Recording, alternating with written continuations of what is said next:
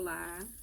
Bom, hoje eu tô aqui para falar um pouquinho para vocês desse universo maravilhoso, riquíssimo, que é o universo dos leites vegetais. Bom, mas antes de apresentar para vocês as musas inspiradoras, né, que pode trazer muita criatividade para nossa vida, muita inspiração, que são as sementes, eu queria apresentar um livro, que é um livro da Conceição Trucon, que chama Cadê o Leite que Estava Aqui? Para quem está nesse processo de fazer uma transição alimentar, seja por vegetarianismo, veganismo, ou simplesmente porque está passando por processos de alergia e intolerância, esse livro é bem interessante, porque ele traz uma abordagem científica, né, do porquê dessa transição, da importância dessa transição, quais são os benefícios dessa troca, né, dos leites de origem animal por um leite de origem vegetal. Então, você vai fazer essa transição com mais segurança. Então, eu acho que para além dos sabores que todos os leites vegetais podem oferecer e a variedade é muito rico, é muito importante que a gente também nutra a mente, porque a transição alimentar sendo feita apenas aprendendo novas receitas que sejam gostosas não é o suficiente. Elas podem ajudar a gente no processo de transição, né? Você aprender uma receita que seja gostosa, que seja cheia de afeto, mas se você não nutrir a sua mente também, você não vai saber exatamente o porquê você está fazendo a transição. E aí você corre o risco de voltar lá para o antigo modus operantes, enfim, e acabar esquecendo por que é que você ia fazer a transição, né? Eu mesmo me peguei algumas vezes em relação não exatamente aos laticínios, mas ao glúten, deu meio que esquecer o porquê foi que eu parei de consumir glúten. E aí, quando a minha mãe tirou aquele pãozinho quentinho do forno, eu não resisti, e aí eu comi o pãozinho, e aí eu relembrei por que eu tinha parado. Então, para que a gente consiga compreender exatamente, nutrir todos os nossos corpos, né? Não só o corpo fisiológico, mas nutrir a mente também, nutrir o espírito, do porquê é que a gente está fazendo a transição, seja por veganismo, seja por vegetarianismo, seja por questões de saúde, tá? Então fica a dica do livro. Mas agora vamos voltar para as nossas sementes. Eu vou apresentar rapidinho só aqui umas possibilidades, mas antes eu vou falar sobre os 3 tipos de sementes que podem ser consumidas e que a gente usualmente todos consumimos, né? Mas dentro da alimentação viva, da alimentação baseada em plantas, quais são os tipos de semente usada e a forma que são usadas. Então a gente tem os cereais, que são da família das gramíneas, então que vem aí o arroz, a aveia, o trigo, o milho, enfim, o alpiste, painço. Gente, depois que eu me tornei crudívora, eu fiquei impressionada com o tanto de semente que existe. Assim, é apaixonante. A diversidade, a abundância.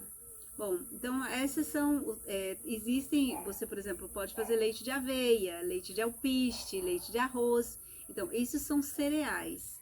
E aí depois vem as leguminosas, que são da família do feijão, normalmente são sementes que dão em vagem. Então, dentro das leguminosas, a única semente que eu conheço que dá para fazer leite seria o amendoim, porque o amendoim não é uma castanha, é uma leguminosa, ele é da família dos feijões.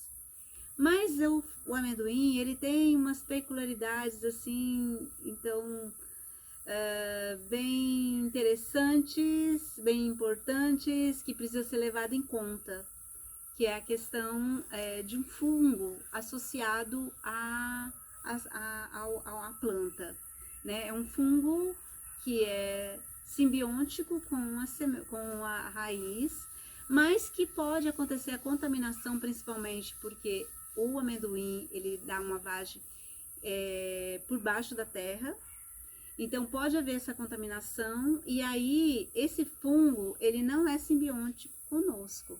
Então ele pode, a gente pode estar sofrendo algumas toxicidades que inclusive podem ser até cancerígenas. Então, enfim, o amendoim realmente é uma planta polêmica e precisa ser consumida com muita segurança. A segurança dentro da alimentação viva é hidratar, germinar, remover a película para verificar se não há contaminação. Então, eu já fiz isso, já germinei e achei a contaminação, que era um colorido, um rosa, quase pink, assim, lindíssimo, mas era fungo, era uma contaminação de um fungo e eu tive que descartar a semente.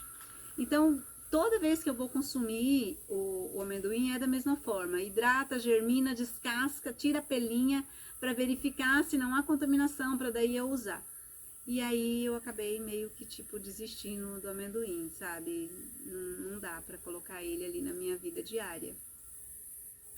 Enfim, então depois a gente vem para as oleaginosas, que são as sementes riquíssimas em óleo.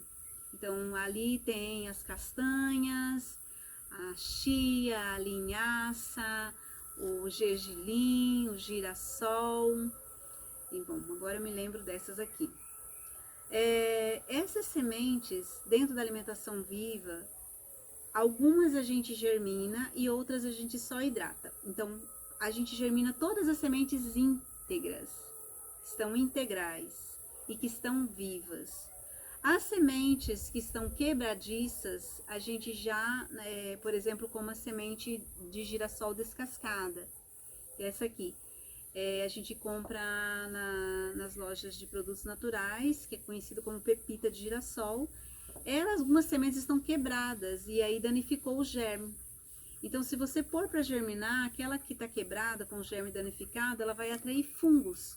Então, já não é interessante. Então, a gente só hidrata ela 8 horas e daí faz os usos dela. Já a semente com casca, que a gente compra em loja que vende comida para pet mesmo.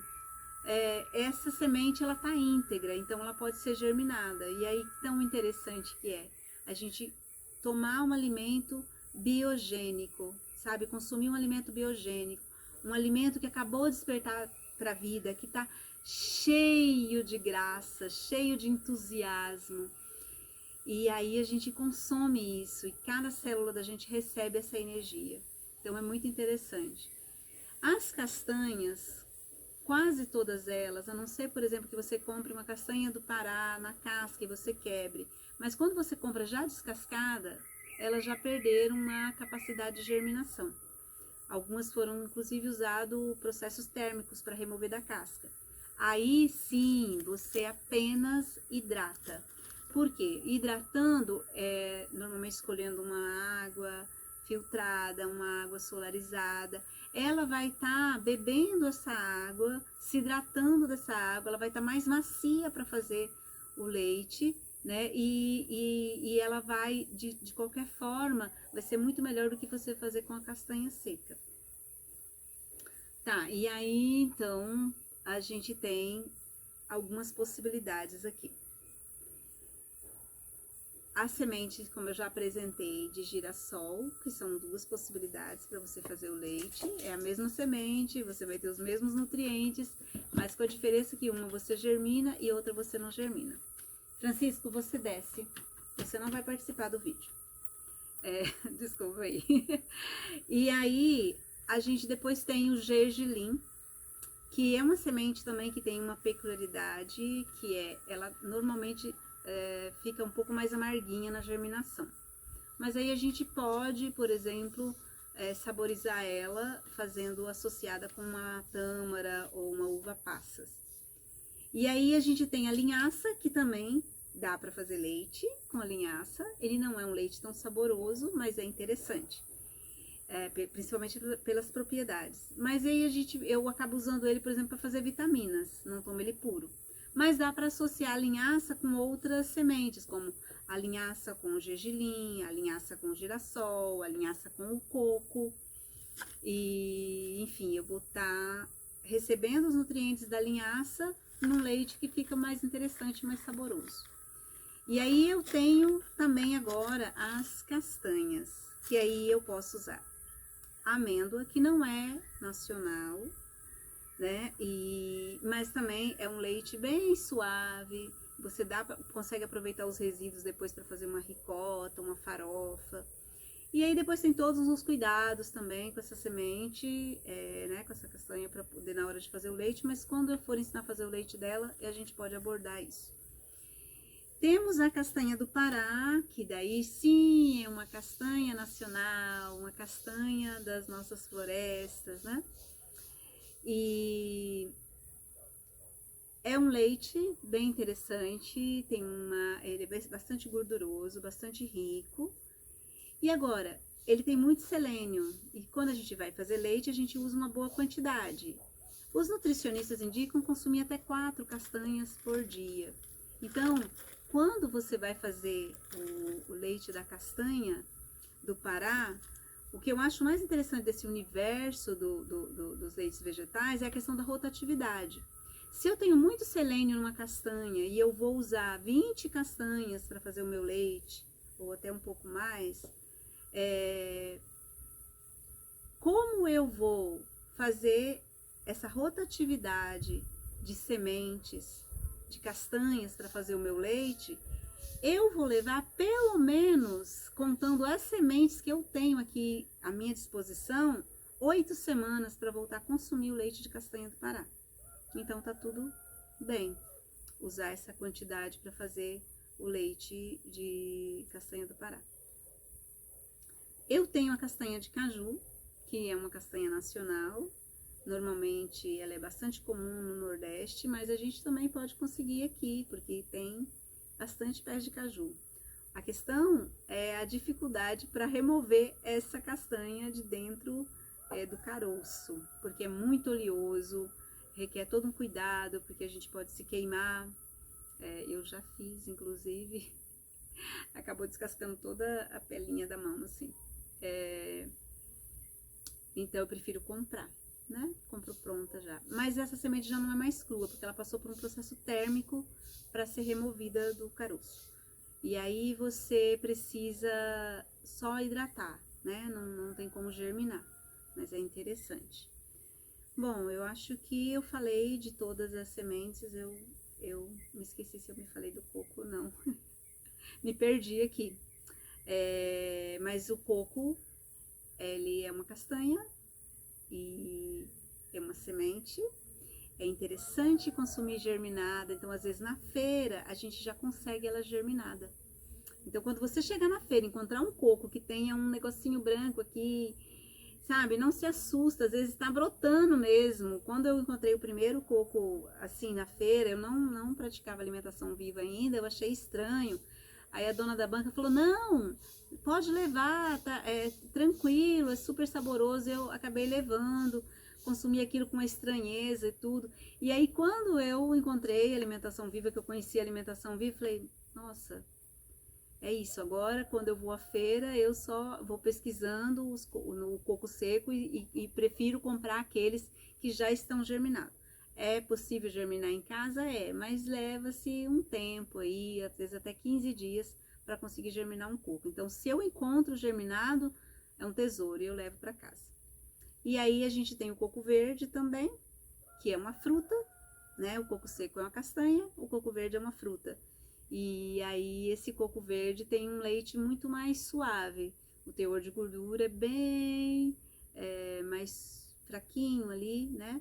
Tem bem menos gordura, e aí pode ser consumido com mais frequência, né? Agora o leite de coco seco, então eu fiz o leite de coco seco hoje, não vou fazer amanhã de novo, né? Vou dar um tempo, vou experimentar uma outra semente, fazer essa rotatividade.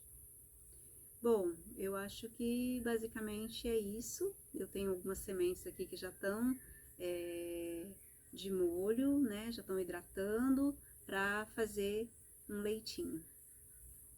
Então, fica aqui agora a dica para vocês diversificarem os leites vegetais, não fazer sempre o mesmo. Até uma amiga minha estava falando, nossa, eu faço só de coco de aveia. não sabia que existia todas essas possibilidades. E sim, o universo da alimentação baseada em plantas, ele é riquíssimo, e a gente não restringe a alimentação da gente quando a gente tem uma alimentação baseada em plantas. Pelo contrário, a gente amplifica, abre um leque, assim, é muita coisa, a gente quer provar tudo. Eu comprei bocaiúva na feira, né? Então, assim, antes, tipo, a minha mente fechada em consumir sempre as mesmas coisas, por mais que eu tivesse consumido bocaiúva na infância, eu talvez não pensasse em comprar uma bocaiúva na feira. Hoje, como a minha alimentação é baseada em plantas, então garantir a minha saúde, garantir que eu consuma todos os aminoácidos que eu preciso, então eu tenho que diversificar a minha alimentação. Então, quanto mais fontes de nutrientes eu trouxer para a minha vida, mais rica vai ser a minha alimentação e mais bem nutrida eu vou estar. Então, é isso. Gratidão. Namastê. E já já o próximo vídeo ensinando a fazer o leite.